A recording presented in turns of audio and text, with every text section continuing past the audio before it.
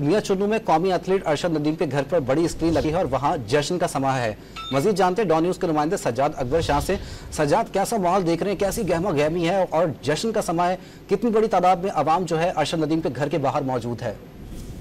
जी बिल्कुल, ये खानेवाल की तहसील मियां चन्नू का एक नवाई इलाका है, बड़ा पसमानदा इलाका है और यहाँ पे भी रात के इस टाइम पे बहुत ज्यादा इलाका मुकीम जो है वो यहाँ पे जमा है अरशद नदीम के घर पे। और जो ही अरशद नदीम ने पहली थ्रो फेंकी जो कि 92 क्रॉस कर गई, तो उस पे उसके घर वाले और उसके पूरे अहले इलाका जो है वो ढोल की थाप पे नाच रहे हैं और उनका कहना यह है कि इसको कोई भी जो है अचीव नहीं कर सकता। और काफी ज्यादा यहाँ पे भंगड़ा देखने को मिल रहा है, खासा जोश और जज्बा है और वो सारे लोग दुआ गो हैं कि अरशद नदीम के इस थ्रो के टारगेट को कोई और मद्दे मुकाबिल जो प्लेयर है वो अचीव न कर सके। जी बिल्कुल, अवाम का जोश और जज्बा इस वक्त उनके आबाई इलाके में दीदनी है।